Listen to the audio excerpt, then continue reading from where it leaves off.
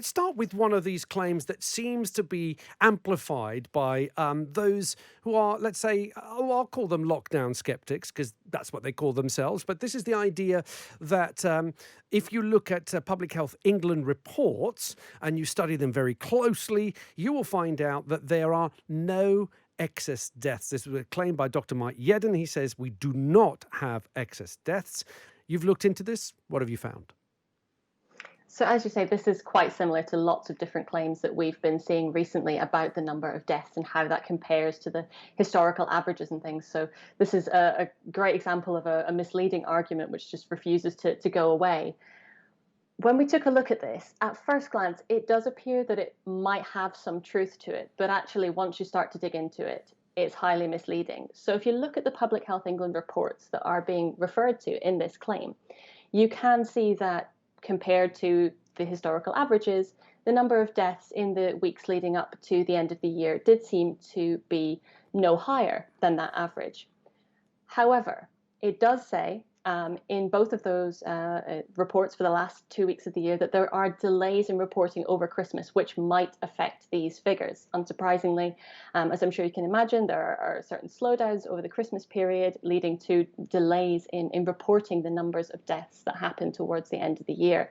And we can see, if we look at slightly more recent reports, that actually these figures, for example, week 52, initially showed that there were no excess deaths in that week. But then if you look at the following week's report, it's been adjusted for week 52. So now there are excess deaths in that week. So that's just that reporting lag there. And when we spoke to Nick Andrews, the senior statistician at Public Health England, he told us that the number of excess deaths has been significantly higher than the average in each of the last 16 weeks.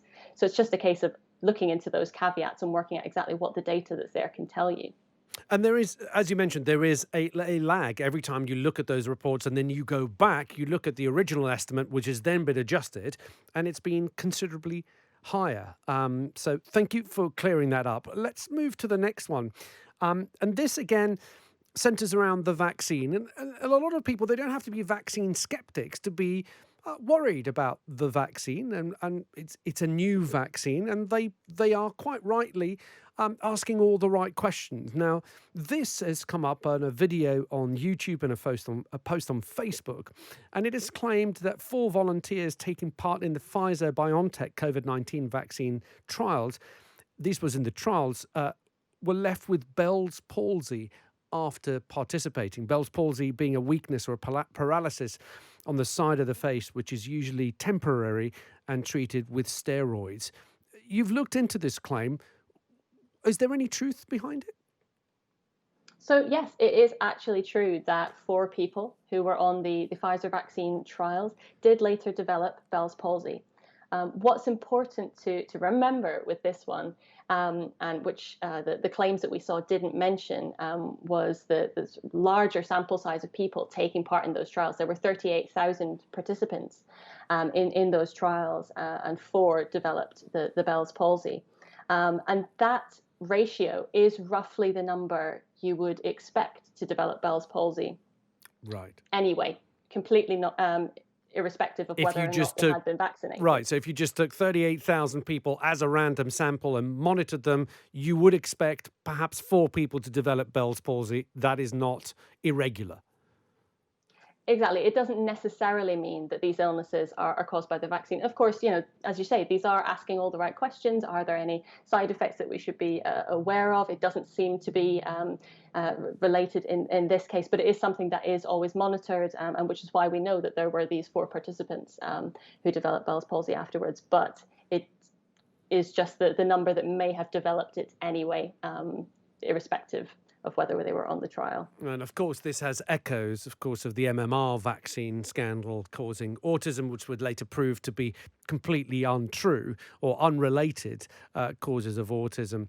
The MMR with the MMR vaccine, it's just that autism manifests itself usually at around the same time that the MMR vaccine would be given, but necessarily there is no relationship between the two. But as you said, people are going to ask the right questions, and it's important, I guess, that you do look into these and explain the facts behind them. Exactly. I mean, people will want to find out information, and that's why it's so important that with the fact-checking work that we do, with the information that's put out by these studies, by health organizations, that people have a source that they can go to get good information to answer these questions that they will undoubtedly have.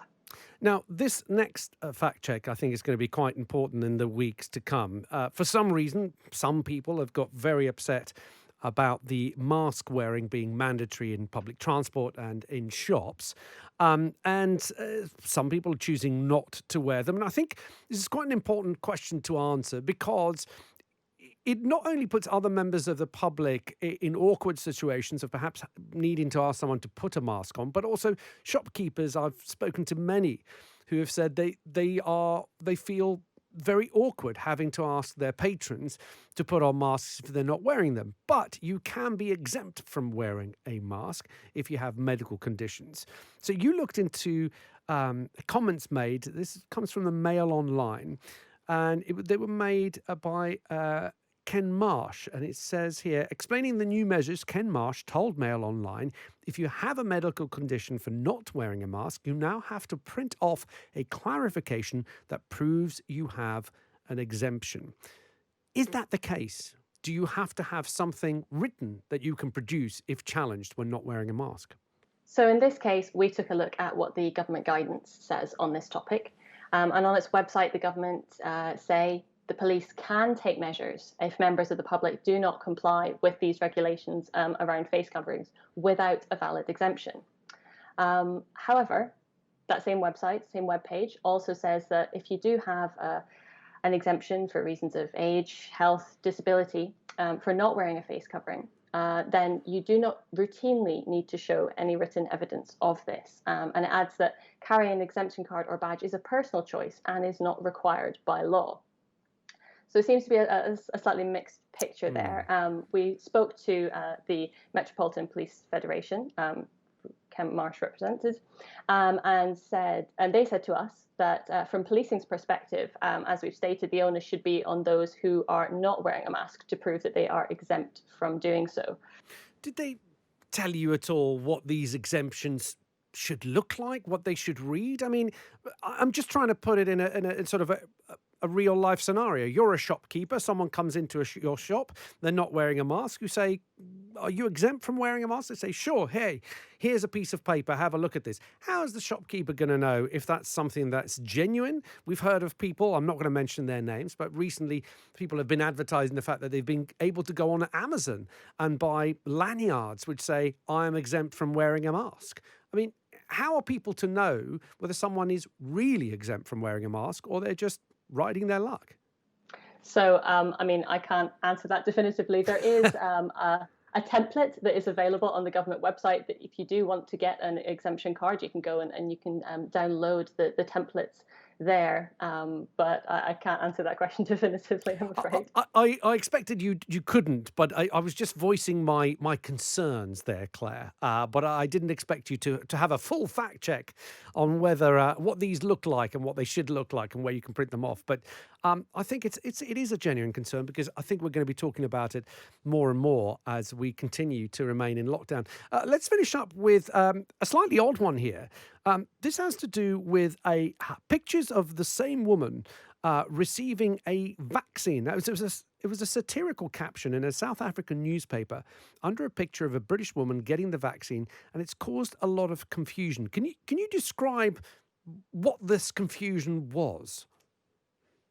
Yes, so there was a picture, two pictures actually, side by side, which we were seeing cropping up in Facebook posts of the same woman. And one was captioned as being a woman from Manchester who was receiving the vaccine. The other was captioned as being a woman from South Africa, and paper written in Afrikaans, and also getting the vaccine. And they were described as two different women, different names, and the claim associated with this was that something strange was going on. Perhaps this was some sort of media cover-up or something that was happening. And we took a look into it. And as you mentioned, the second picture, the one which was captioned in Afrikaans, wasn't genuine. It was from a satirical section of a South African newspaper, which routinely publishes different jokes and things each week. And it had taken this picture of a real woman who was really vaccinated in Manchester, and it had basically turned it into a little satirical piece for the paper. And underneath, the caption in Afrikaans said that she had received the vaccine and that this had placed her under the direct control of Bill Gates, referencing lots of the Ah, conspiracy theories that we've right. seen linked to Bill Gates and the vaccine. So that was intended as a joke. Some people saw it, misunderstood it. It was almost literally lost in translation. And this led to the claims that we saw that there was something suspicious going on, because how could two women be vaccinated in two different parts of the world that looked identical? Ah, I see. And then it always ends up with Bill Gates wanting to control these people remotely. I don't know why he would want to do that. Claire, thank you as always for giving us your time. Claire Milne, there, acting editor of the fact checking charity Full Fact.